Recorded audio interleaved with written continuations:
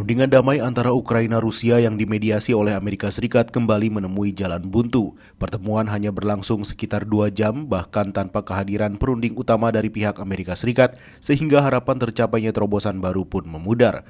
Hari kedua pembicaraan yang berlangsung di Jenewa, Swiss pada Rabu 18 Februari 2026 waktu setempat, ditutup tanpa menghasilkan kesepakatan apapun. Situasi ini menunjukkan betapa rumitnya proses negosiasi yang tengah berlangsung.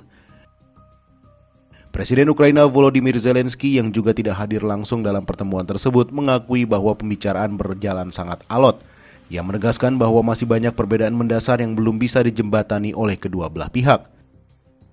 Zelensky menyebut pembicaraan yang berlangsung sejauh ini masih berkutat pada isu-isu teknis, salah satunya terkait mekanisme pemantauan gencatan senjata. Namun untuk persoalan yang lebih mendasar yakni masalah politik dan kesepakatan damai, kedua pihak masih belum menemukan titik temu. Isu utama yang menjadi ganjalan adalah wilayah Donetsk di Ukraina Timur. Wilayah tersebut hingga kini masih dikuasai oleh Ukraina, sementara Rusia menuntut agar kawasan itu diserahkan sebagai salah satu syarat untuk menghentikan perang.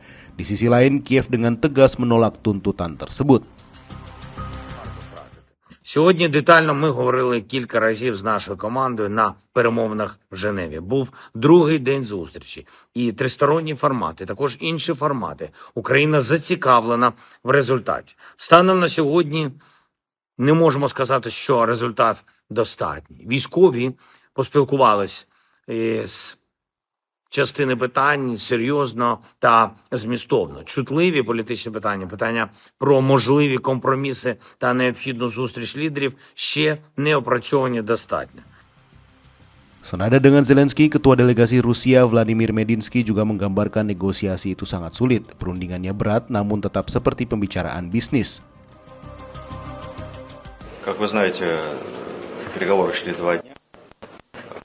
Очень долго вчера. В разных форматах. И вот еще сегодня, около 2 часов. Они были тяжелыми, но деловыми.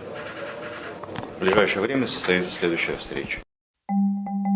Diketahui tuntutan dari Rusia dan Ukraina dalam perundingan damai hingga kini masih belum berubah. Moskow tetap mendesak Kiev menyerahkan sisa wilayah yang masih dikuasai Ukraina di kawasan Donetsk.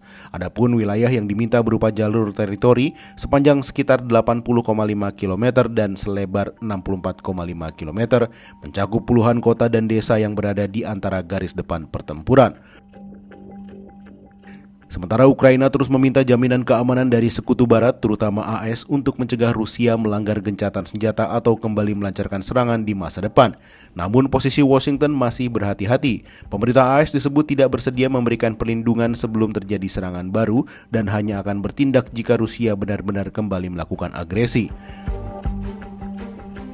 Selain soal wilayah yang diduduki Rusia, Zelensky mengatakan isu paling alot lainnya adalah PLTN Zaporizhia yang masih berada di bawah kontrol Moskwa. Ukraina menginginkan PLTN terbesar di Eropa itu dioperasikan oleh AS dan Ukraina. Di sisi lain, Zelensky mengisyaratkan melunak pada opsi zona demilitarisasi di timur, yaitu dengan pasukan Ukraina dan Rusia sama-sama mundur dari porsi wilayah yang setara. Namun ia menegaskan kompromi teritorial hanya mungkin setelah Ukraina memperoleh jaminan keamanan yang tegas.